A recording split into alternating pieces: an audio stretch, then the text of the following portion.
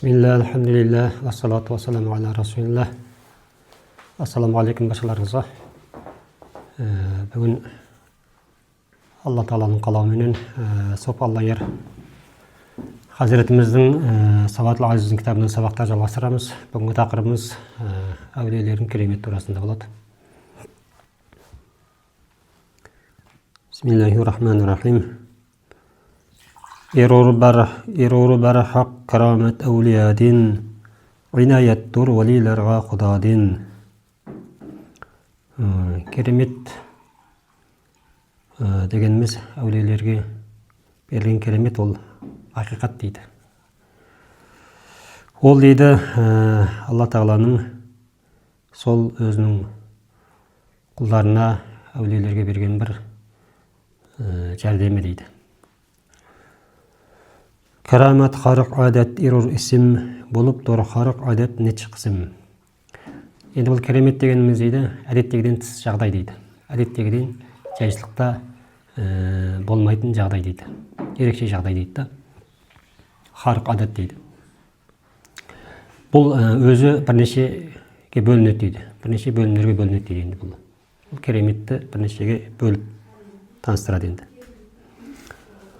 Нәбидің харық адет не тағин дейлер мағыза әй талибеден. Бұл пайғамбарлардан болса дейді. Пайғамбарлардан көрінсе дейді. Бұл мағыза деп аталады дейді. Дін талап етуші, оқушы дейді. Нұбуаттен бұрын не деділер ирхас, мұны білің керек, мұны білмек керек тұр әйюханнас. Пайғамбарлықтан бұрынғы пайғамбарлық келуден бұрынғы болған болса бұндай керемет дейді, оны ирхас деп атаймыз дейді. Яғни пайғамбарымызға саллаллаху алейхи уассаламға пайғамбарлық келуден бұрын жаңа басында бір бұлт жүрген. Бір бұлт көлеңке түсіріп жүрген, пайғамбарлық келгеннен кейін ол бұлт кейін болған жоқ. Ол бұлт содан кейін жоқ болды дейді. Сол сияқты сол пайғамбарлықтан бұрынғы жағдайды ирхас деп айтамыз дейді. Енді егер бұл пайғамбарлардан болған болса, пайғамбарлар келгеннен кейін болған болса, бұл мұғжиза болады. Пайғамбарлық келден бұрын сол пайғамбарларда көрінген жағдай болса, ирхас деп айтамыз дейді. Егер салих кішіден болса, әргah карамет тұр болыр бишейк вә әшбә.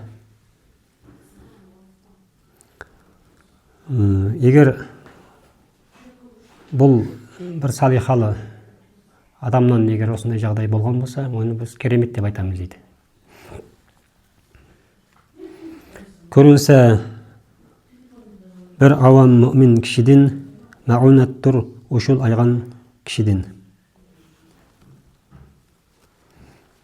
Енді бір момын пендеден сондай жағдай болса дейді, оны мәғунат дейміз дейді. Яғни енді Алла Тағаланың сол пендеге бір сол пенденің ықыласына берген бір ерекшелігі дейді. Алланың берген. Енді бір жағдайлар болады, мысалы бір нәрсені ойлап тұрамыз, бір нәрсені сол ойлаған нәрсеміз өз болады. Мысалы әдетте бір сондай жағдайларды айтады. Әгер көрсетсе мұндағы кафір инсан, ол истидраж ирур мананда шайтан. Егер бір кәпірден сондай нәрсе көрінсе дейді, бір кәпірден дейді, мұсылман болмаған адамнан сондай бір жағдай көрінсе дейді, ол истидраж деп айтамыз дейді. Ол шайтанда да болған дейді.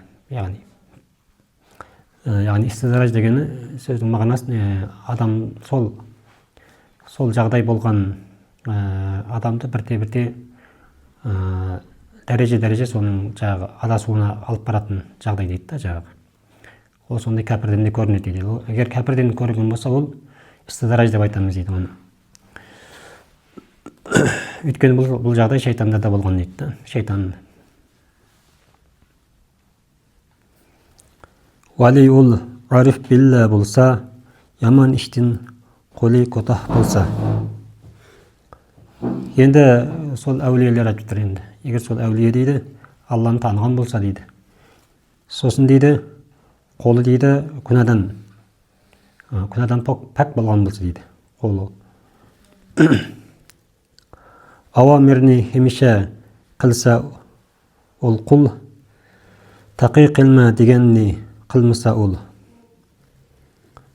Яғни Алла тағаланың бұйрықтарын атқарса дейді, яғни сонымен қатар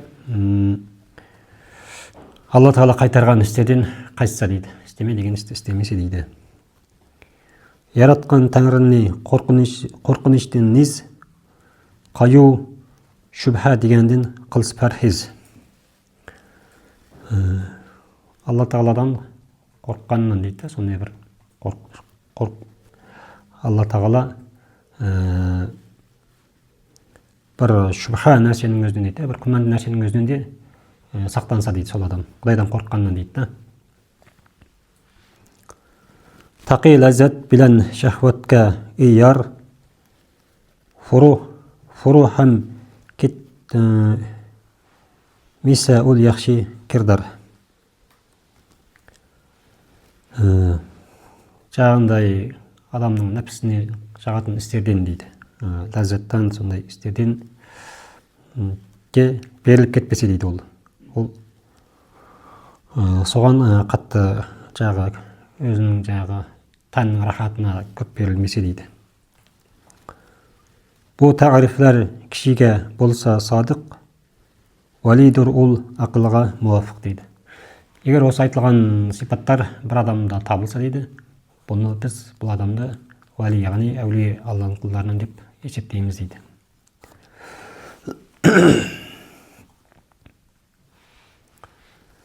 Енді бұл жағдайлардың барлығы, яғни бірінші шариғатпенен болады негізінен. Бұл адам енді бірінші өзі сол шариғатты ұстанған, сол шариғатпен жүрген адамдардың бойындағы жағдайды айтып тұр бұл жерде. Енді шариғаттан тыс болған, мысалы шариғатқа қайшы болған, мысалы шариғатсыз болса қалай болады дейді, соны айтады мен енді. Шариғатсыз кіші ұшса ауаға, көңіл барма аныңдек құднамаға дейді.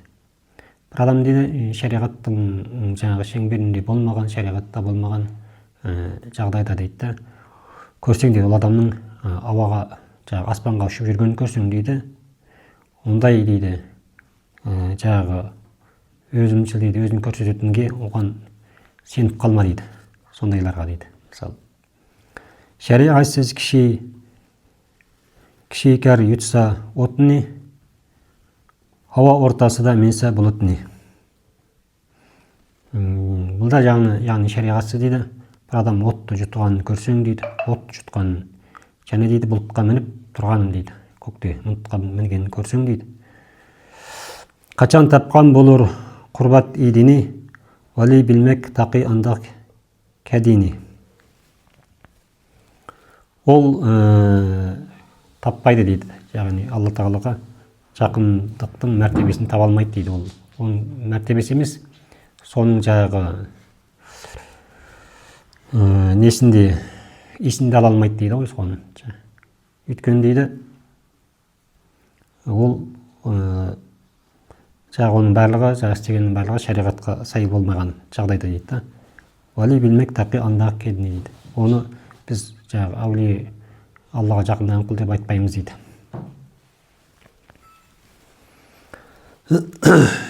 Енді соны төмен астында түсіндіреді енді. Болып тұр мұндақ ішлер кафириден, нечіккін болды сехір самриден дейді. Бұндай жағдайлар кәпірден де болады дейді. Енді самри дегені, самриден болды дейді. Мұса пайғамбардың кезінде самри деген бір адам болған. Мұса пайғамбар Алланың шариғатын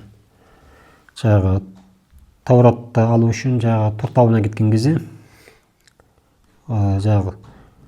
сол адам, самри деген адам бір неден мыстанба бір бұзау жасап, сол бұзауға сол кезде Жибраил алейхиссалам түскенде бір адам бейнесіне түседі. Жибраил алейхиссаламның Жибраил пайғамбардың, Жибраил періштенің жаңағы атының тұяғынан бір топырақ табады екен да, жаңағы бұзауға соны үрлегенде жаңағы бұзаудан бір дыбыс шығады екен. Дыбыс шыққаннан кейін жаңағы халық айтады, міне сендердің құдайларың міне деп, сол бұзауға табынып кеткен сол кезде адамдар, сол Мұса пайғамбар келгенше сондай бір жағдай болады. Соны айтып тұр ғой енді, сол кезде сондай бір сиқыр істеген дейді, Самри деген дейді да, солай істеген дейді.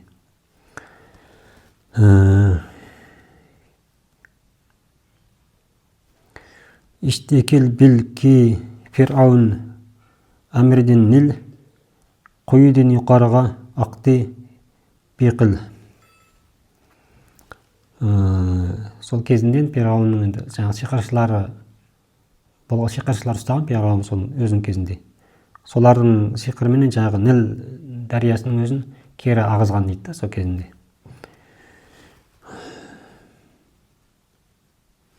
Мұны білгіл ки Хиндистанда қала учарлары кафір сенас бала. Сол кезде Хиндистанда дейді, Үндістанда сондай бір бала болған екен. Ұшатын, аспанға ұшатын сол замандарда енді, сондай жары.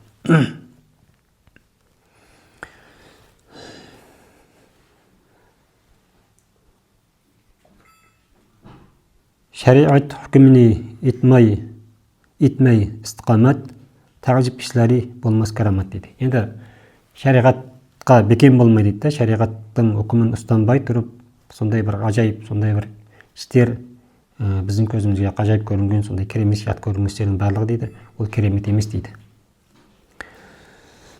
Шариғат кіші кім тұтса құппас, карамат мұндан өтмес айюханнас дейді.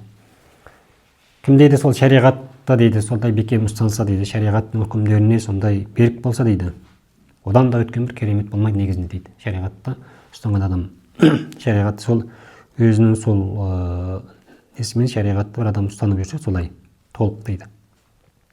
Соның өзде дейді, білген момын мұсылман үшін, білген адам үшін соның өзі содан да өткен бір керемет жоқ негізінде дейді.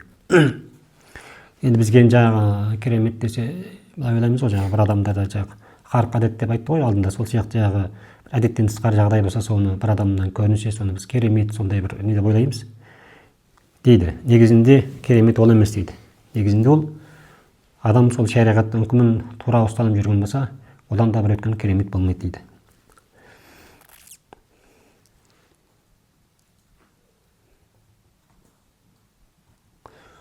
Хилап нәфс истима истикмал таат бұлар мұндан артық қарық әдет. Бұлар мұндан артық қарық әдет.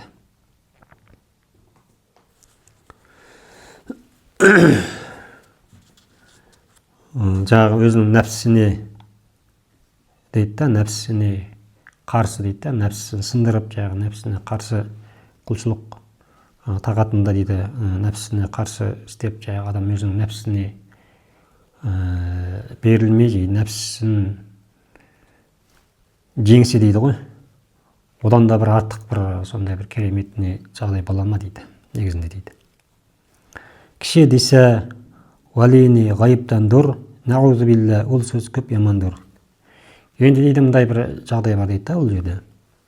Сондай әулиелер дейді, адамдар ол ғайыпты біледі деп айтса дейді, егер сондай дейді, Алла одан сақтасын дейді, бұл өте жаман сөз дейді, болмайтын сөз дейді.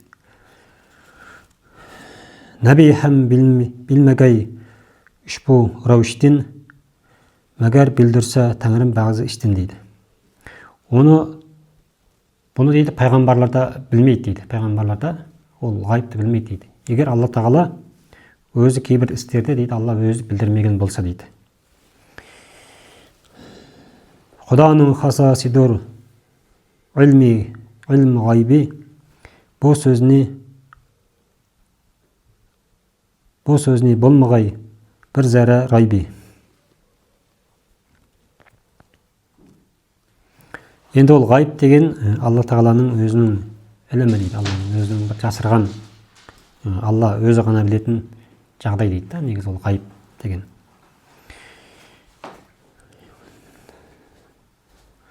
Яқын біл ғайып іштін фалбінларни хабар бәрсә әгер я әхли джинларни.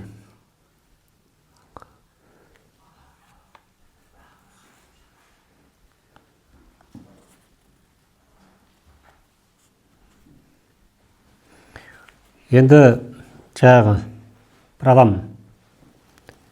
адамдар, яғни жаңағындай балгер, бақсы балгер дейміз ғой, бақсы балгерлер болмаса, жаңағы әхлі жин дейді, жаңағы жынды жаңағы өзіне бағындырған сондай енді сондай адамдар дейді.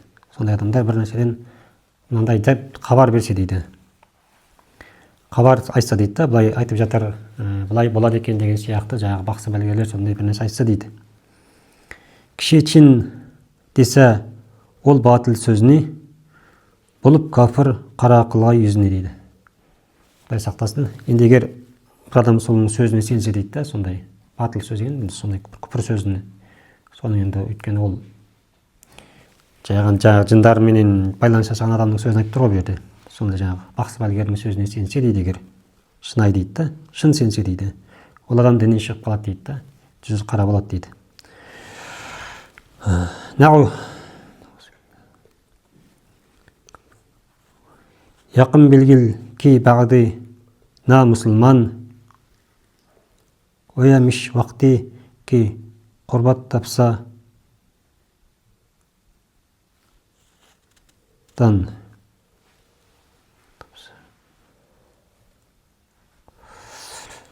ки құрбат тапса инсан дейді. Яқын белгіл ки бағды на мұсылман ва хамише вақти ки құрбат тапса инсан.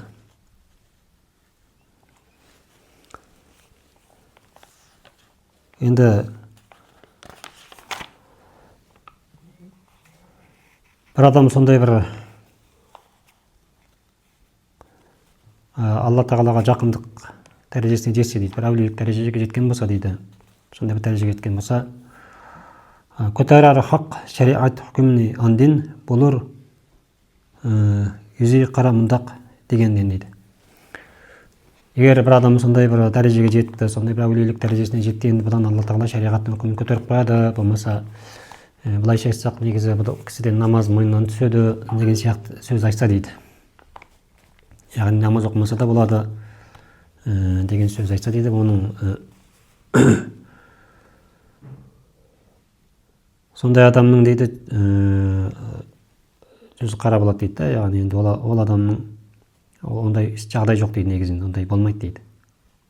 Бұл батыл сөз ерор құл мулахид, шариатқа ерор ол фирқы жахид.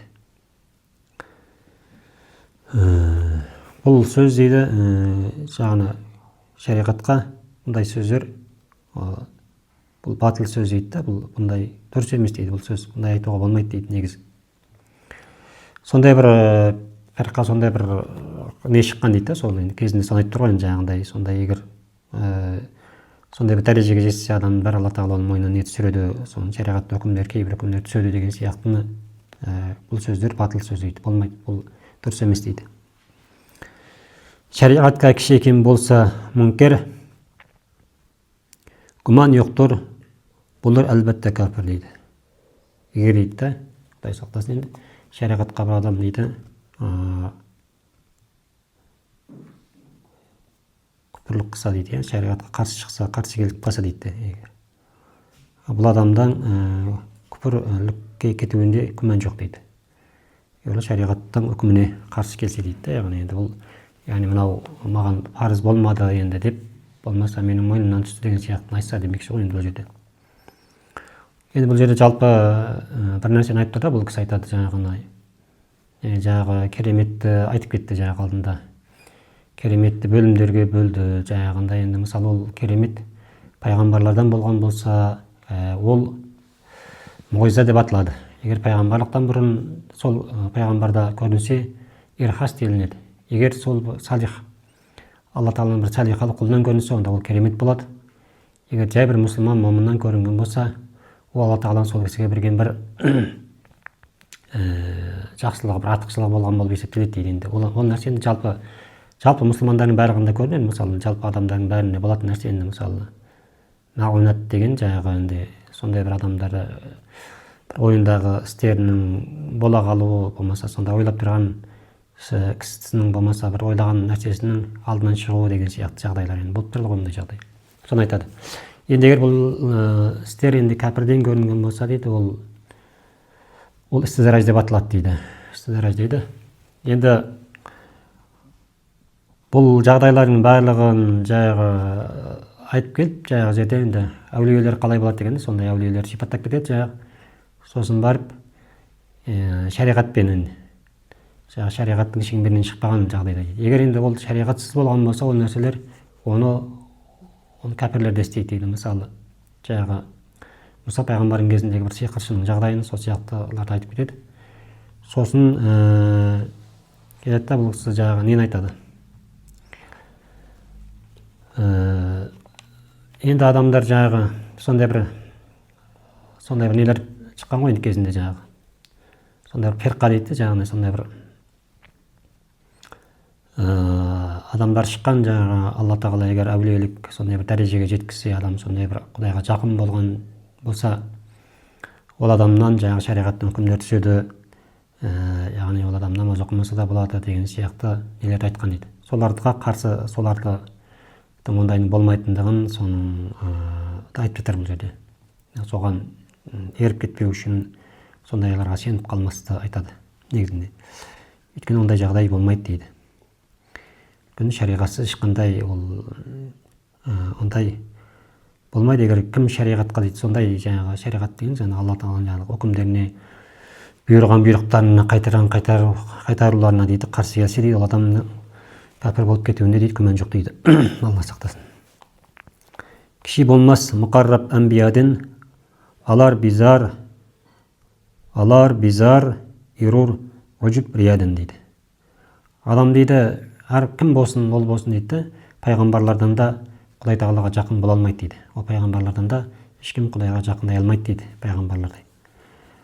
Ол енді пайғамбарлар дейді, ол жаңағы басқаларға көрінуден, жаңағы рия жасаудан, болмаса сондай бір нәрседен дейді, пәк дейді олар. Олар таза дейді да, олар ондайдан, ондай істен аман дейді.